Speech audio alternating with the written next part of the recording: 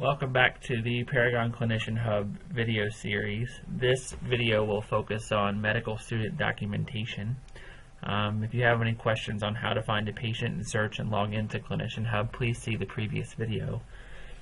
Once you are inside and you have your patient in focus by selecting the patient,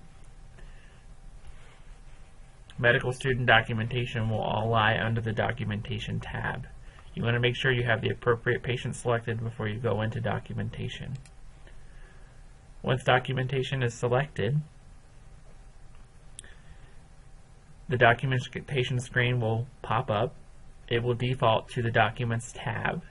What you will see in this list is all the documents that have been done for this patient in Paragon, starting with the most recent document on top. There are different document statuses that can be listed in this column. If it says final signed, it'll be white with the checkbox, so that means it's completely finished. If you see a blue box, it'll be one of two things. It'll say preliminary, which means a provider has started that note and they haven't yet completed it or signed it. And or you'll see a blue note that says cosign requested, and that is where medical students and or advanced practice providers whose documentation requires sign off by an attending physician. To start a note on the patient, you start by going to search. All of the medical student documentation notes all start with med student. These are a list of all the notes that a med student may complete.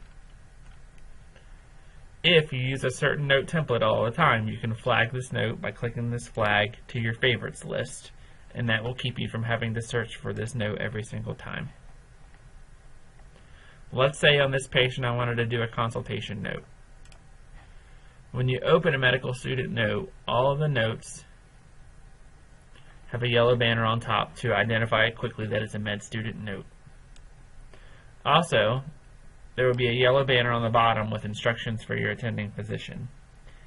As a student, you can fill out this note, fill in all the appropriate fields, get as detailed as you want. When you're completely finished, you want to sign the note where it says a medical student signature. You will then receive a pop-up box and it'll ask you, who is your co-signature physician? You want to make sure that you have the correct attending physician. If you don't see it when you type in the name, select the drop down if there's multiple people with the same name. You want to make absolutely sure that this note goes to the correct provider, because if it does not, it is a very cumbersome process for the other attending that it should have been assigned to go in and sign the note. Once you type in their name, hit OK. That note will go to that attending for co-signature. As a medical student, your note is not allowed to become part of the permanent final signed medical record. So the process for the attending is to open the note. They can copy and paste any information into their own note, but they have to create their own separate note. They cannot co-sign your documentation and allow it to become part of the permanent final record.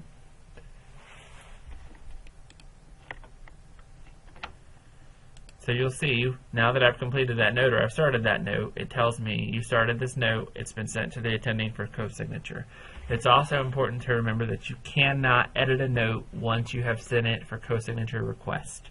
If for some reason you forgot to add something to the note, you have to wait for the attending to sign that note, and then you can go in and add an addendum to the note. To add an addendum, you open up a note that has been final signed by a physician. You would come up to the top left. There would be a box here that said Addendum Template. You click it, select the addendum template, select Add, and then it will create the addendum. Also, you have an option as a student to print a note.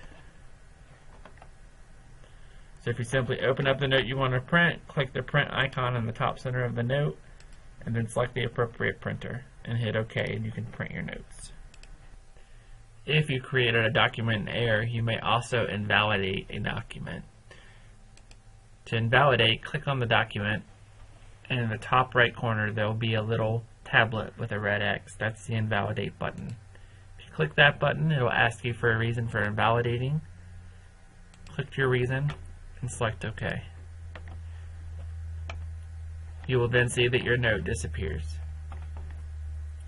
And that concludes the medical student documentation video for the Paragon Clinician Hub training series.